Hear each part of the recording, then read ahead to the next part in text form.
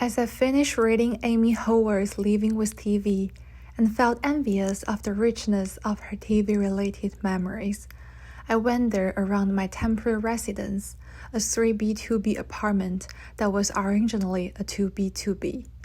I couldn't help wondering, when was the last time I had a TV? More specifically, when was the last time I possessed a large screen in my domestic space?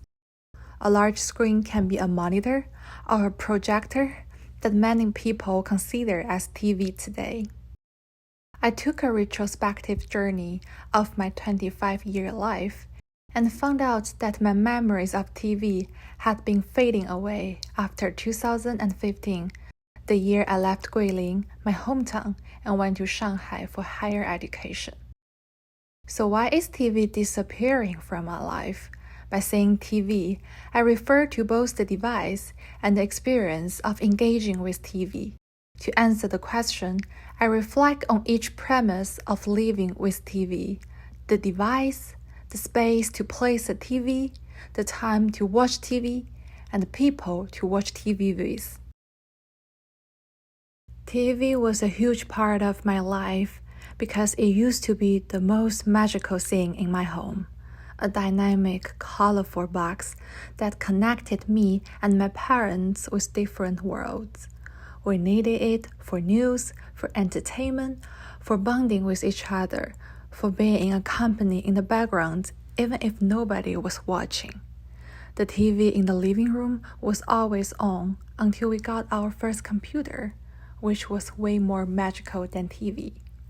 Then came the smartphone, the MacBook, the iPad, the smarter devices that functionally replaced TV. These devices were also more portable than TV, which was important for a young, restless, cash-strapped student who couldn't purchase or transport a large screen at whim. TV becomes a redundancy for a person whose living space is narrow and unstable, like me. Since 2015, I have been drifting, seeking for better education, better internship, better opportunities, and a better life.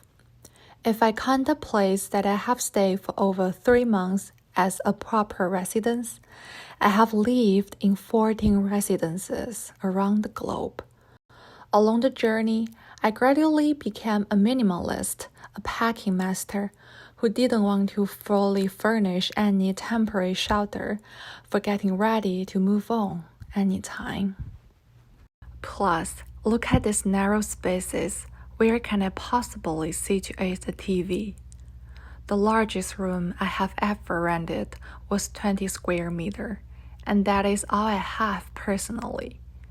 Besides, we share a bathroom, share kitchen, and share ground that has been covered with sundries.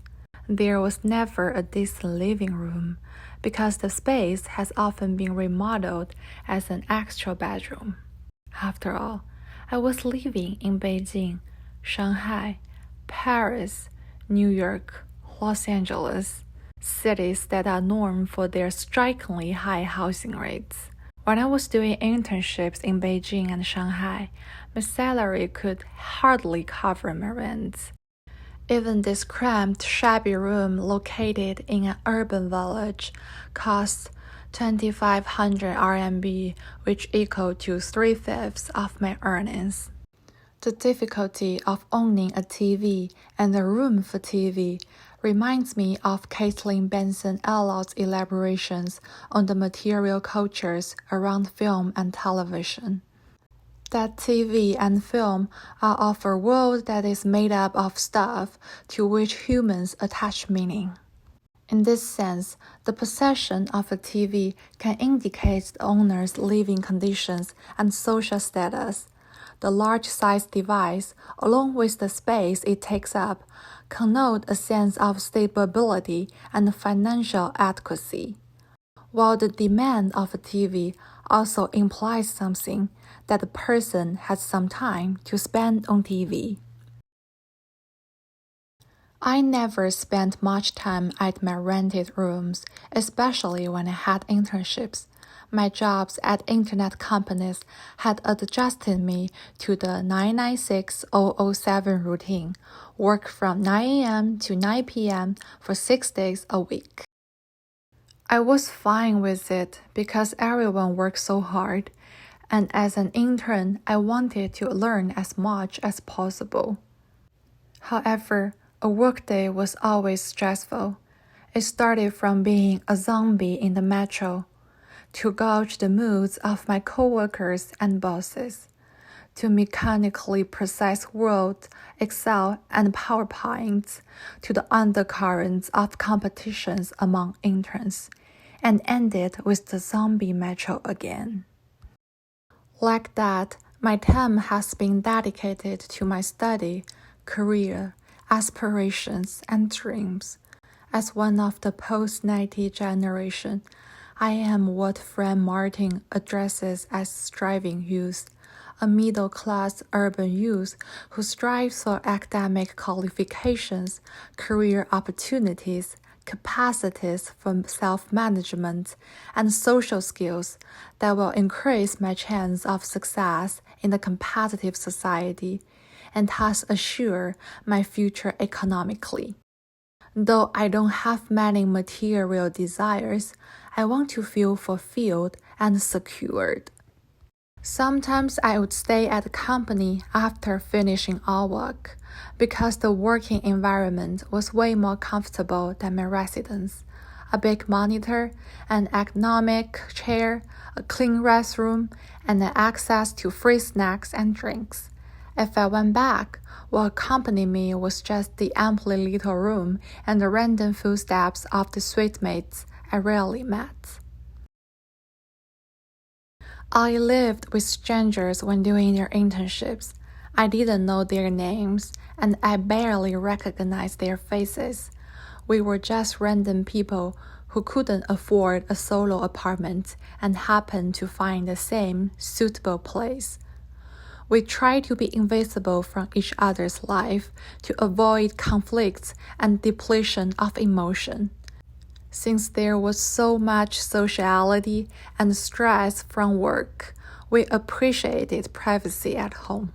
Therefore, I didn't have people to watch TV with, and TV is incomplete without human participants, for it needs to form a particular assemblage, a watcher-watch relationship, and maybe a connection among watchers, according to Wang Ming'an.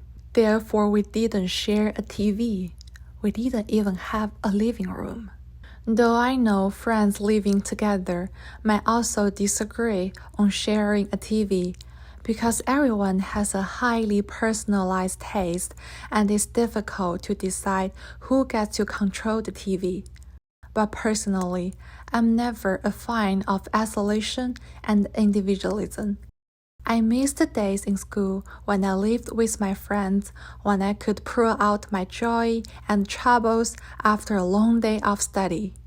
We would watch interesting dramas and shows together while chatting, laughing, and enjoying delivery food. The device didn't really matter. It could be our phones, our iPads, our laptops, our monitor borrowed from school. What mattered was the people that watched with me. Many friends who I have interviewed share the similar drifting experiences as mine. Interestingly, though we have different degrees of nostalgia for TV, we all plan to have our own TV when we finally settle down somewhere. Why do I still long for it? And why do we? It's probably the more immersive, dreamlike experiences that small screens cannot provide. It's probably the happiness that comes from bonding with family and friends.